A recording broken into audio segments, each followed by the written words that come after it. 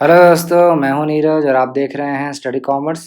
और आज हम इस वीडियो में फाइनेंशियल मैनेजमेंट से रिलेटेड कुछ इंपॉर्टेंट क्वेश्चन डिस्कस करने वाले हैं जो कि आपके Madhya Pradesh assistant professor 2024 exam में पूछे गए हैं। तो इस लेक्चर में जो भी क्वेश्चंस मैं आपको कराऊंगा वो आपके जितने भी अपकमिंग एग्ज़ाम्स हैं वो सब एग्ज़ाम्स के लिए रेलिवेंट होने वाले हैं। तो इस लेक्चर को बहुत ही ध्यान से देखिएगा और साथ ही साथ एक कॉपी पेन निकाल लीजिए, क्योंकि इस लेक्चर में 2-3 न्यूमेरिकल भी हैं जो आपको खुद से सॉल्व करने होंगे। अगर आप खुद से सॉल्व नहीं कर पा रहे हैं तभी इस लेक्चर को कंटिन्यू करिएगा। तो आइए फर्स्ट क्वेश्चन देखते हैं। आपको कुछ इन्फॉर्मेशन दे रखा है, जैसे अर्निंग बिफोर टैक्स जिसको हम ईबीटी कहते हैं, अर्निंग बिफोर टैक्स दे रखा है 45 लाख, ऑपरेटिंग फिक्स्ड कॉस्ट दे रखा है 30 लाख, इंटरेस्ट दे रखा है 15 लाख और आपसे कह रहा है कि आपको ऑपरेटिंग लीवरेज कैलकुलेट करना है।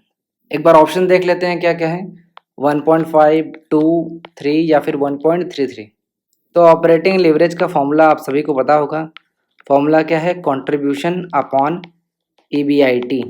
ध्यान रखना कि जो इंफॉर्मेशन दिया गया है उसमें ईबीटी दिया गया है, लेकिन फॉर्मूला क्या होता है, ईबीआईटी होता है।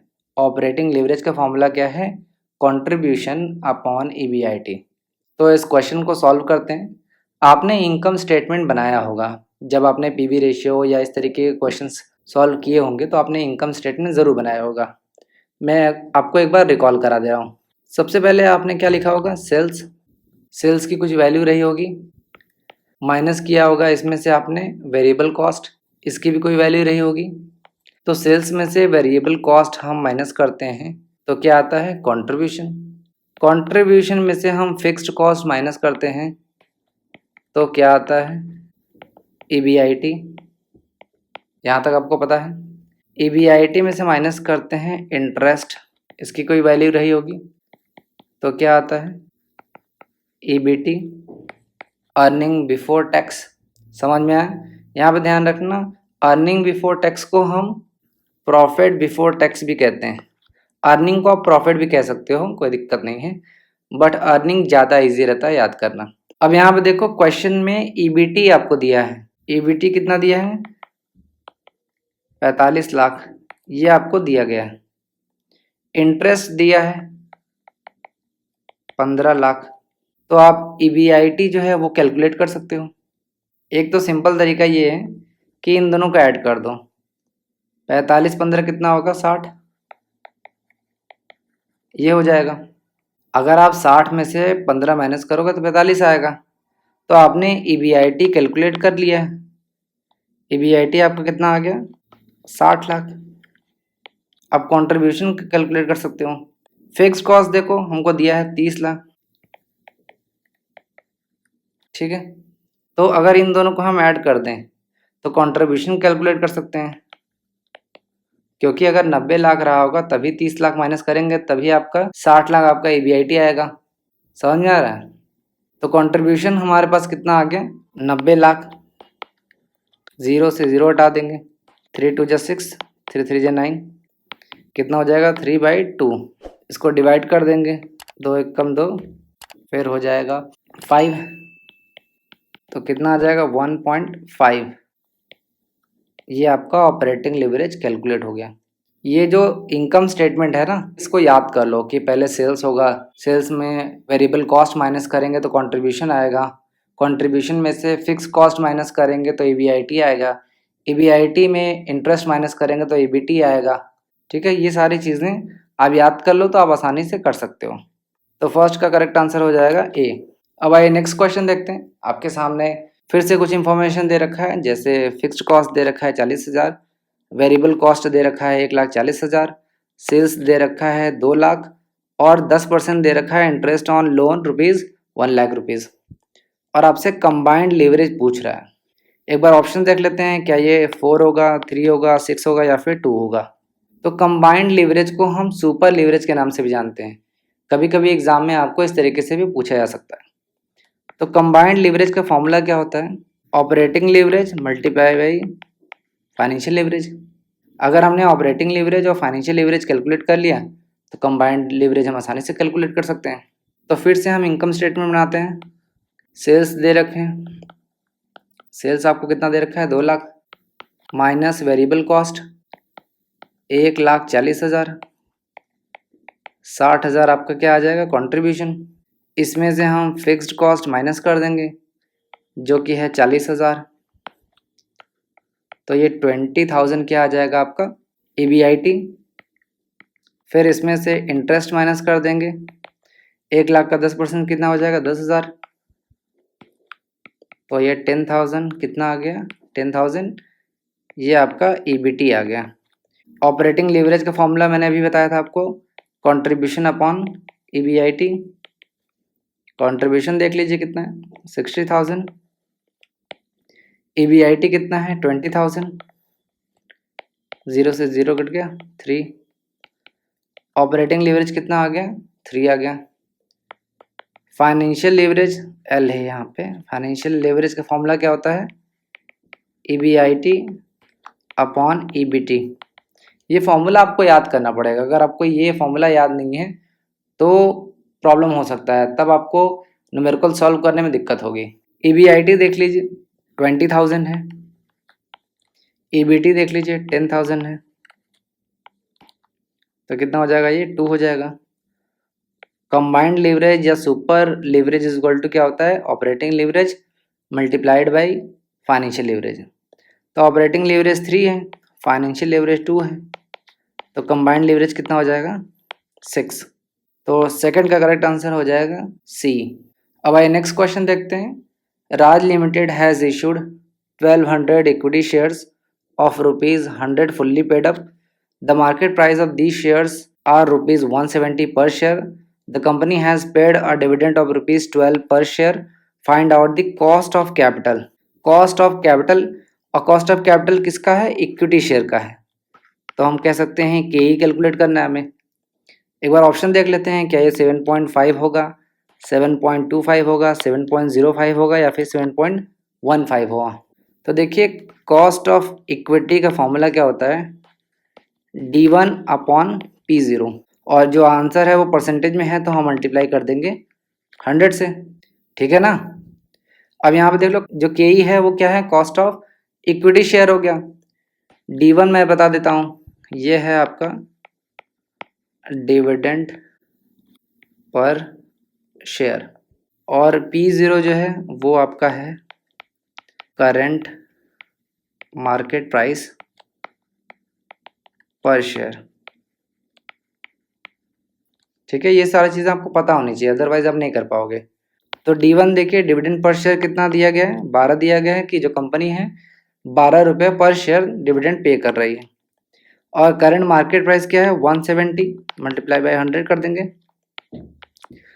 तो कितना हो जाएगा 120 डिवाइड बाई 70, डिवाइड करेंगे तो 17 सतह 119, 7 बार लेके जाएंगे तो 119 हो जाएगा, एक होगा, जाएगा नहीं तो 0 बढ़ाएंगे, फिर नहीं जाएगा तो 0 बढ़ा के एक और 0 बढ़ाएंगे, 17 पचे 85, 5 बार लेके गए आ जाएगा 85, क्योंकि इससे ज़्यादा लेके जाएंगे तो 100 से अबव हो जाएगा।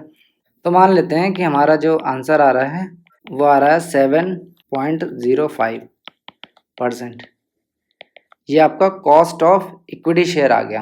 तो इस तरीके से आप फ्यूचर में कोई भी, ये बेसिक क्वेश्चन दिया गया है, बहुत ज़्यादा फॉर्मूला इसमें नहीं लगाया जा सकता, तो इस तरीके से आप कैलकुलेट कर सकते हैं। तो थर्ड का करेक्ट आंसर हो जाएगा C। अब आइए नेक्स्ट क्वेश्चन देखते हैं। According to Walter and Gordon, Gordon में E नहीं होगा, सिर्फ GORDON होगा। तो according to Walter and Gordon dividend theory decision for valuation of firm is, आपको बताना है कि गॉर्डन और वॉल्टर का जो डिविडेंड थ्योरी है वो फर्म के लिए क्या है, रेलेवेंट है, इररेलेवेंट है, इंटीग्रल है या नन ऑफ दीज। तो थ्योरीज ऑफ डिविडेंड पॉलिसी हम लोग देख लेते हैं। डिविडेंड की जो थ्योरीज हैं उनको दो पार्ट में हम डिवाइड करते हैं, एक होता है रेलेवेंट थ्योरी और एक होता है इररेलेवेंट थ्योरी। रेलेवेंट थ्योरी में आते हैं वॉल्टर, जिसे हम बोलते हैं Walter's model of dividend theory. दूसरे हैं गॉर्डन, जिन्हें हम बोलते हैं गॉर्डन्स मॉडल।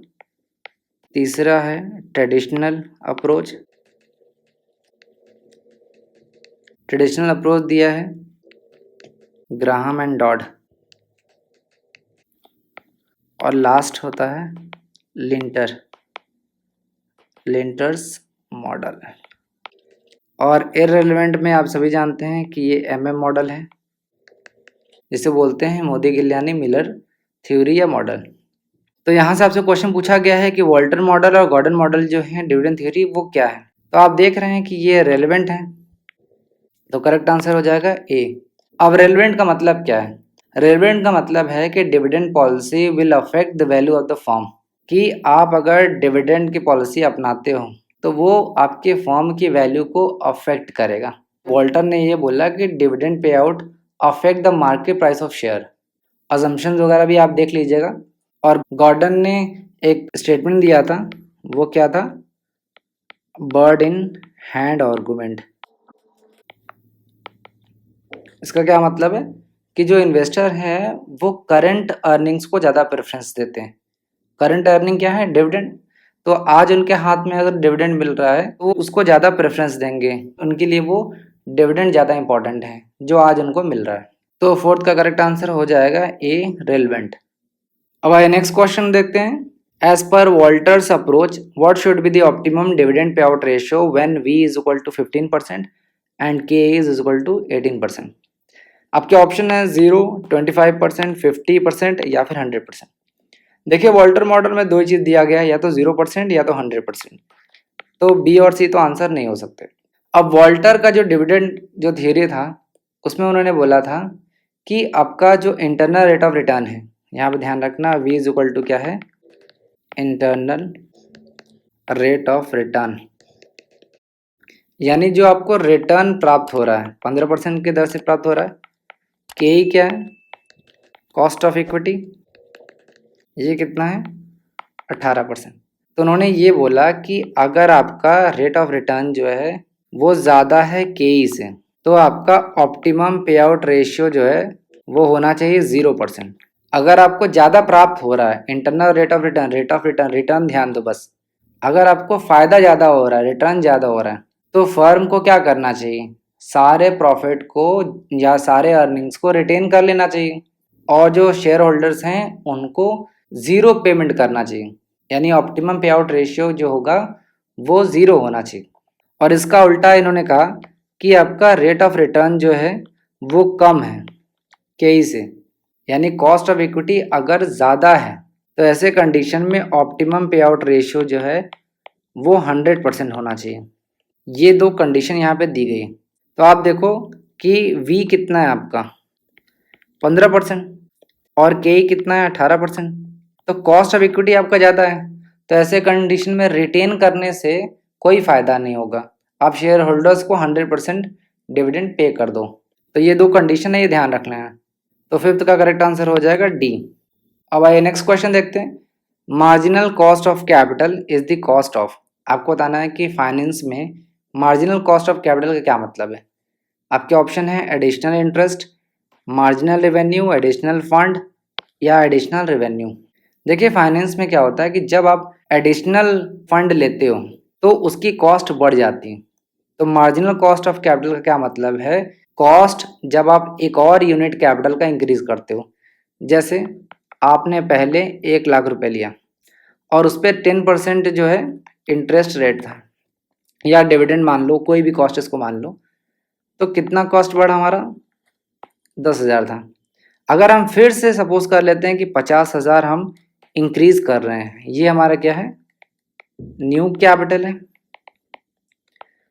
तो फाइनेंस में जब हम कोई नया कैपिटल लेते हैं तो उसकी वजह से कोई अगर कॉस्ट बढ़ जाता है तो उसे हम मार्जिनल कॉस्ट ऑफ कैपिटल कहते हैं। तो 6 का करेक्ट आंसर हो जाएगा C, marginal cost of capital is the cost of additional fund. और ये बताता है कि अगर आप कोई नया इन्वेस्टमेंट करना चाहते हैं और उसके लिए आप कोई एडिशनल फंड ले रहे हैं तो उसकी कॉस्ट क्या होगी। तो 6 का करेक्ट आंसर हो जाएगा सी। अगर आप इस लेक्चर का PDF डाउनलोड करना चाहते हैं तो आप हमारे टेलीग्राम चैनल से डाउनलोड कर सकते हैं, उसका लिंक आपको डिस्क्रिप्शन में मिल जाएगा, या फिर आप इस दिए गए QR कोड को स्कैन करके भी हमें ज्वाइन कर सकते हैं और PDF डाउनलोड कर सकते हैं। तो ये था फाइनेंशियल मैनेजमेंट से रिलेटेड कुछ इंपॉर्टेंट MCQ। अगर आप चाहते हो कि मैं किसी और टॉपिक पे क्वेश्चंस लेके आऊँ या कोई लेक्चर लेके आऊँ तो आप हमें कमेंट बॉक्स में बता सकते हो। इस लेक्चर से रिलेटेड अगर आपके कोई फीडबैक है या कोई क्वेश्चंस हैं तो आप कमेंट बॉक्स में बता सकते हो। मिलते हैं फिर किसी वीडियो में, तब तक के लिए थैंक यू।